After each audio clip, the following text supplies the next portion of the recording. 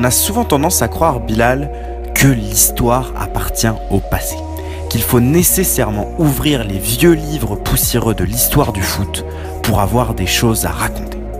Mais il suffisait la semaine dernière d'ouvrir grand ses yeux et observer les exploits de l'Égypte, du Panama, de l'Islande ou même de la Syrie pour se rendre compte que l'histoire était en train de s'écrire juste devant nous. C'est d'abord la petite équipe d'Islande qui a mis lundi dernier le point final au deuxième chapitre de son roman national. Depuis l'été 2016 et ce quart de finale de l'Euro en France, l'Europe tout entière suit avec passion les aventures de Sigurdsson et ses coéquipiers. Lundi dernier, en battant le Kosovo 2-0, l'Islande a sans doute écrit la plus belle ligne de son palmarès, celle de participer à la première Coupe du Monde de son histoire. Un scénario que ne pouvaient même pas imaginer les 330 000 habitants de ce tout petit pays scandinave, en espérant maintenant simplement que le voyage en Russie ne marque pas le clapping de fin.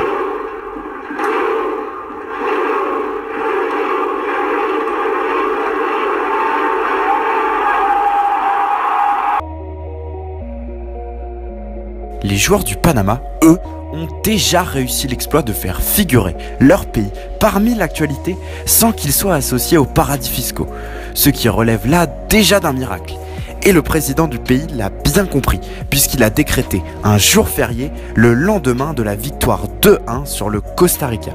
Mais pour les amoureux du football, qui auraient passé leur smartphone en mode avion et loupé un épisode, petite piqûre de rappel, attention, elle fait tourner la tête. Dans la nuit de mardi à mercredi, pendant que Messi emmène par la main l'Albi Céleste vers le mondial, le Panama égalise d'un but fantôme. Puis, on joue là à 88e minute. Torres, du pied droit, envoie le Panama au paradis final et non fiscal, le mondial.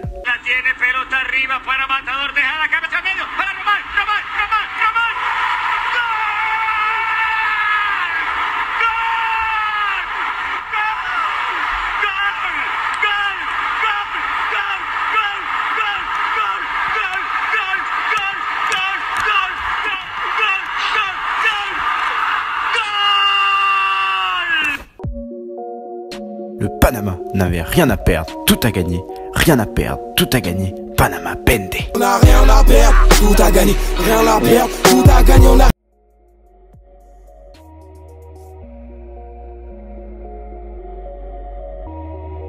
Enfin, qu'y a-t-il de plus important pour un pays en guerre?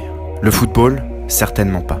Et pourtant, la Syrie, mardi dernier, a respiré pendant 180 minutes. Tim Cahill, qui lui se bat contre l'âge, a finalement anéanti ses espoirs en offrant à l'Australie le voyage pour la Russie l'été prochain.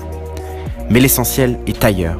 La Syrie a souri, ce qui n'était pas arrivé depuis bien longtemps. L'histoire retiendra également la joie immense du peuple égyptien après le but à l'ultime seconde de Mohamed Salah. Le joueur de Liverpool avait le sort de son pays entre ses deux pieds et l'a propulsé sur penalty au 7e ciel. 28 ans après sa dernière participation au mondial, l'Égypte connaît certainement l'un des plus importants événements de sa société depuis le printemps arabe. Et nous, amoureux de football, on entend depuis notre plus tendre enfance cette phrase qui nous énerve. Ce n'est que du foot, il y a des choses plus importantes dans la vie. C'est certainement vrai, mais comme a pu le dire Eduardo Galeano, le football est de toute évidence la chose la plus importante des choses futiles.